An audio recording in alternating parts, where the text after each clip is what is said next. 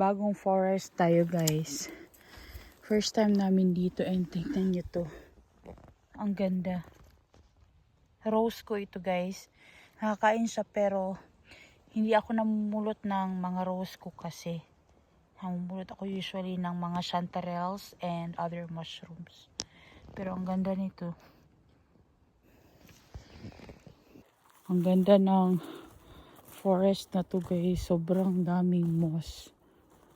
And sobrang moist. Woods talaga siya. Sobrang ganda.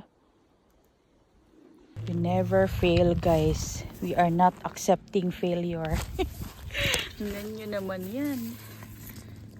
Tingnan nyo yan. Ang dami dito. So meron talaga sa gubat na to guys. Oh my god, ayun pa doon. Ang dami. Oh my goodness. Panibagong gubat. Panibagong gubat na naman ito. Kasi yung ating mga gubat guys na pinagkukunan before, most of them is na harvest na. So nasira na rin yung mga mycelium doon. Kasi hindi man natin yun mapigilan to. Hindi may-ari talaga ng forest sa papel. May-ari lang tayo ng forest sa salita guys. Kasi tayo nakakaalam na may mga mushrooms doon. Pero dito meron na tayong panibagong lugar na mapagkukunan ng mga chanterelles. Galing ako dun sa loob, wala ako makita, lumabas na ako. Tapos sabi ko kay Nico, wala. Sabi ko mag-drive na lang tayo dito sa gilid. Kasi usually itong chanterelle talaga guys, hindi talaga ako naniniwala na sobrang mahirap siyang hanapin. Mahirap siya in the sense na hindi sa lahat ng gubat tumutubo, but may mga lugar talaga na tutubo talaga sila. Tingnan nyo ang gaganda ng mga nakukuha natin ngayon. Ito yung mga under sa moss. This is the best. Yan o, kasi hindi sila nagda-dry agad kahit mainit ang weather. Yan o. Wow. Ayan, tingnan nyo yan. Wow. Isa, dalawa, tatlo. Tatlo guys. Isang lugar. Ito pa nga dito. Tabunan ko to. Ito dito. Ayan o. Yan.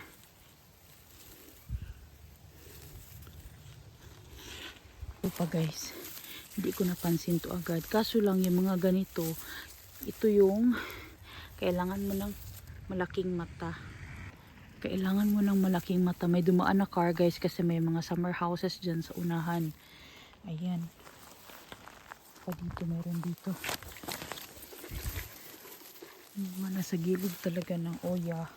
Maraming tutubo yan. So ibig sabihin pag meron sa gilid, meron yan sa loob. Ito pa. Uy, kadami guys. Guwapa ang mga mushrooms. Ayan. Timing. Binigyan ba ako ni Julie nung nagpunta kami sa kanila ng sibuyas. Marami na ako sibuyas. Okay. Naunsa naman to. Ayan o.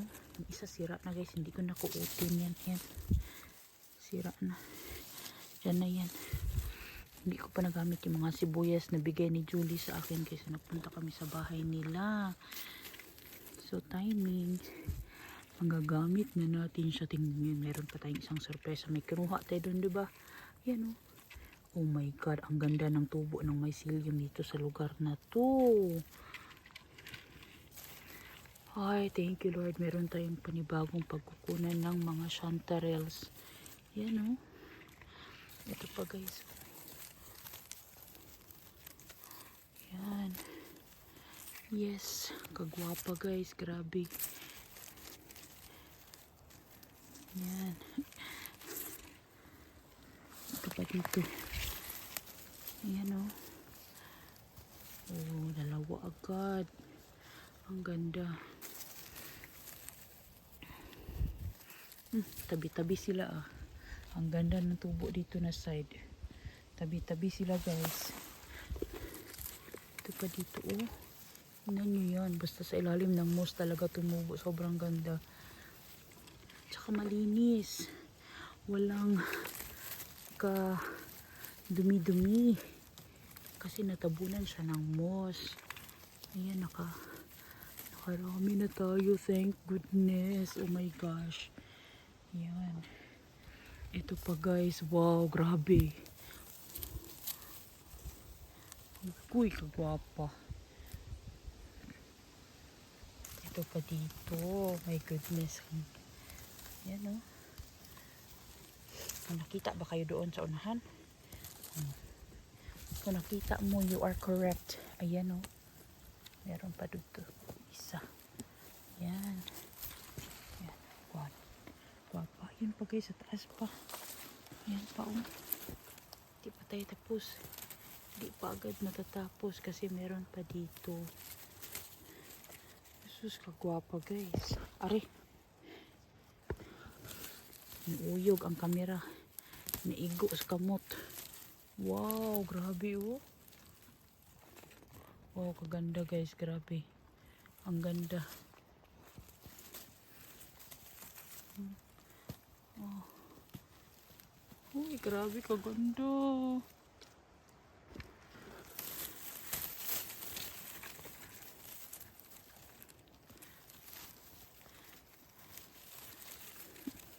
Ay, nalang intawon Lord. Salamat kaayo Lord. Oh, mga grasya na to. Ay, kagwapa.